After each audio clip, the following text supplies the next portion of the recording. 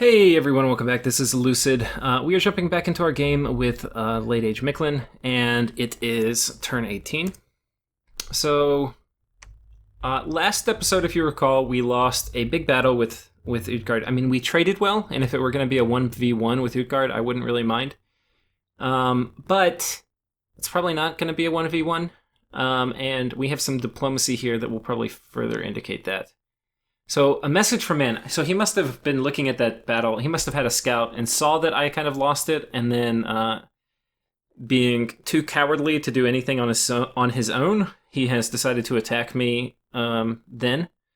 So you go too far with your blood threats and accusations, all the while taking advantage of our good nature and prosperity we bring to your borders. Well, enough is enough, and we will answer your threats with steel and bolts. Okay, so Man is declaring war. And then, greetings, your Jaguar warriors pose a threat to the world and we simply cannot allow it to exist or grow, okay? Message from Satis. Greetings, Mictlan. Our scouts have relayed messages of war with Midgard. Is this correct? Are the plans for war with Pangaea still in place? And then a message from Utgard. To the warriors of Mictlan, may we battle for honor and may the most worthy survive. We're willing to enter negotiations if a change of heart were ever to happen, Utgard. Okay. So that's all the diplomacy. Basically, Man and Ulm are declaring war on me, which is really bad because it takes me so freaking long to move my troops around. And so Ulm has attacked me, which is in violation of our NAP. We had a NAP 3, which means he can declare war on me, but he cannot attack for 3 turns. And this does not happen very often. I would say it happens very, very rarely, and when it does happen, people get really butthurt. But that's about all you can do because there's nothing in the game that explicitly prevents it. So anyway, this is as backstabby can come. So I send a message to Ulm and I say, you did not give warning that you were ending our nap. We rest assured that you will withdraw your troops and launch your attack again after 2 turns warning. Else we will ensure that our armies find no foe except Ulm for their treachery. We will happily see your armies crushed, while Man and Utgard take our lands. That said, if you withdraw your troops, I would rather give this diplomatic message to Man, since I know that he is behind all of this. So, okay. I think we're going to talk diplomacy first. We'll watch all the battles. I got raided here. I got Utgard attacked this province here, which was mine. Undead attacked me here. This is kind of just a shit show of bad events. I've had undead all over all my provinces, like here and here. They've taken this, which has now cut off all the income from the ocean just through a freaking random event. So thanks, game. Utgard's attacking me. Man has declared war down here. Ulm broke his nap and attacked me, so that's one less thing I can count on, with a reasonably large group. And we'll look at all these. So anyway, that's the situation. Now we'll go watch the battles, and then I'm going to talk about what I'm going to do. Okay, so this is a bunch of rangers, which are really good. A bunch of these guys. I forget what Blessy has on them. Okay, they've got decaying weapons, which are bad, and strength and blood surge, which are okay. They're just going to come in here and murder me, which is fine. But this is not enough to one-turn pop it. If he brought just a few more, he would have been able to. And that actually would be pretty decisive for him, because... yeah. Now, I'm basically going to have to give this fort up, I think. I don't have anything where I can fend off an army that big.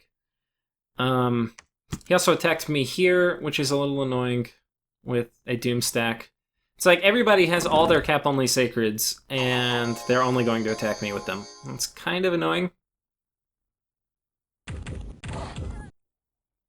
And I get the idea, like, gang up on me because I have a kind of cancerous bless. But, you know, if I were talking to the people who are in the game with me, Late Age Ulm, I think, is the most broken nation in Late Age. Now, they're not going to come to their full fulfillment of being broken just because the game will have the horror apocalypse on us pretty soon. But it's going to be pretty bad. I mean, they're good. LA Ulm is good at all phases of the game. They just are even more broken in the very late parts. So, I would say they're far more broken than Mictlan. I mean, Mictlan with a good bless can be good, but their low strategic map move, and the fact they have to kill their sacred or their scales just to, you know, have decent troops. Not great. So anyway, so he's attacking me, breaking my nap. Man has said in 2 turns he'll attack. Though, apparently, did he? Let's see how this happened, actually.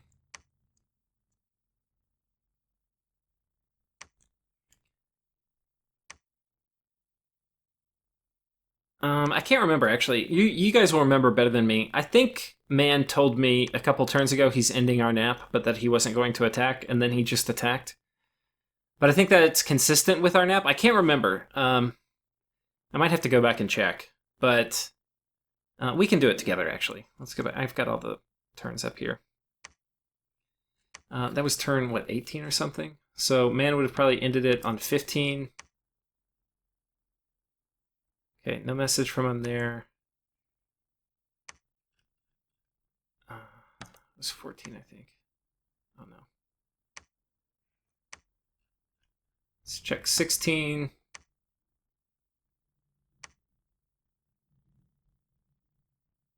Okay, so yeah, he withdrew from his agreement. So we were kind of expecting that Man was going to attack me. And that was why I sent that message to... I forget who last turn, saying, hey, Man is about to attack me. So, anyway, so he did attack with a little raiding squad here. These guys are certainly going to pour over our borders. It's about to be winter, so this little river, which was kind of protecting me, is not going to protect me.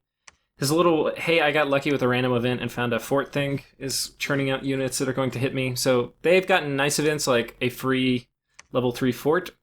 While I have gotten tons of skeletons and other shit, and they're all attacking me. So, that is not looking good. Now, let me just be very clear. Some of these guys don't play Dominions as much as I do. And what that may mean is, given an equal footing, like a 1v1 fight, they may expect that I would beat them. And to some degree, that may be true. But, there is no way I'm going to win a 1v3, especially when I made all these mistakes. If I didn't make mistakes, I probably would have a better shot, but like my desperate moves over here have cost me too much of my early army. So this is not good. This is very not good. What can we do now? That is a decent question. Well, the thing is, if I lose... Let's do like 2 scenarios, right? If I lose my armies, what will happen? If I have one big battle where I lose my armies, then all I am to anybody on the map is just who can conquer me first, right? That's the only value or threat I represent, is I'm just a bunch of free land. Let's say I trade evenly with somebody, like I take out Utgard's army, but I lose a bunch of mine. All that's going to mean for Utgard is his army's dead and somebody else is going to get my land. Same thing for Ulm, right? So, the problem is if I lose my armies, I'm going to lose everything. The problem for them is if they lose their armies, then their other 2 allies are going to lose everything. So, what I'm going to do, and now I could tell all of them, hey, I'm going to spend my armies against you, and then I'm going to give it to the other 2. Like you saw me earlier, I told that to Ulm. Now, I'm not going to tell that to all of them. I'm actually going, I think, to give them to Utgard. Utgard and I never had a diplomatic relationship. In some ways, I attacked him first. So I am going to let Utgard effectively take my lands. But I'm going to ask him to just hold out for a minute. And I mean, basically, I'll show you my message to Utgard, because it is basically going to relay my whole strategy for this. And I say, well, we aren't going to gain ground with 3 attacking us. Ulm is breaking his nap without warning, so don't trust a word from his mouth. So the only question that I have to ask is, whose army do I want to kill? I would prefer that I kill Man or Ulm's army first, and then have you finish me off, depriving them of the loot.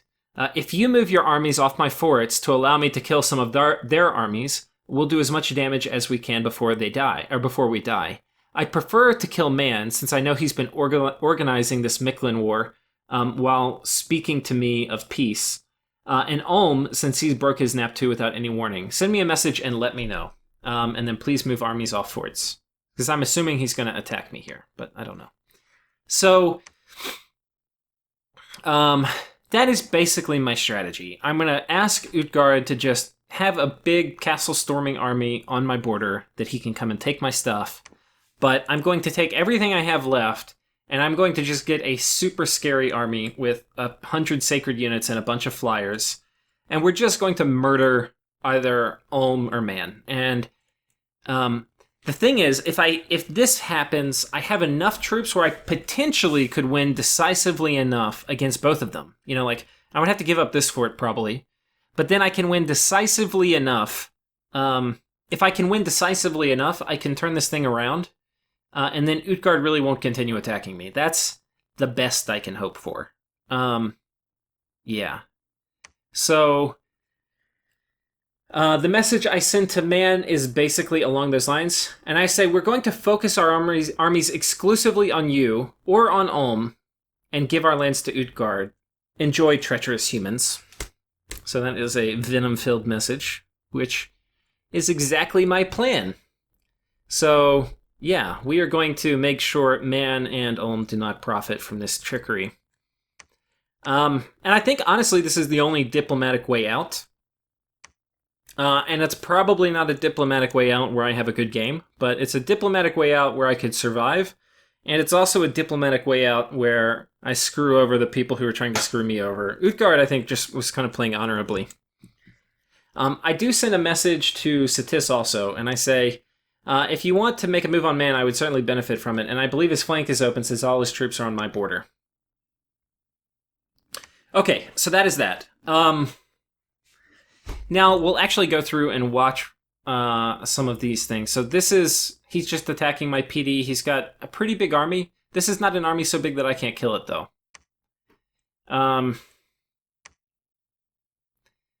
We take this with pretty few losses. That was our indie expansion in the ocean. And we've already kind of watched these things from Ulm being a treacherous human being. Yeah, we get more undead events, and yeah, that's basically it. So, fortunately, at least it's attacking other people, not only us. So, okay, yeah, that's basically it. So here, you can see we have no troops. I'm consolidating everybody here into a move patrol. I'm expecting he might decide to go on my capital, because it doesn't look like much is there. If he does, though, I'm quite sure we will win this battle. My formation, I've got a bunch of jags in the front.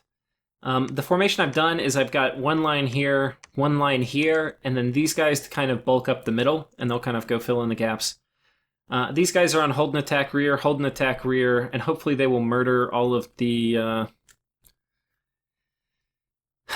sacreds. I mean, all the archers.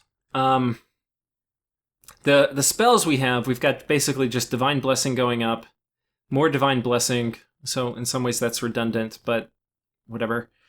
Cheat Fate, I'm spamming that out. That will hopefully go on a lot of the flyers, which will give them a bit of survivability. This guy who's also on Move and Patrol is going to be spamming out Protection, which I'm not sure. I think it will preferentially target the Jags, but I could be wrong. This guy's moving. I probably should have had him on Move Patrol, but whatever. So anyway, we are preparing for kind of like a last stand scenario. The other thing, I think I've kind of said it, but I do not like deathballing. It's like there's a time and place for it, but if your opponent deathballs at you, usually the best response is to outrate him and then like eventually engage his deathball, but you know, whatever.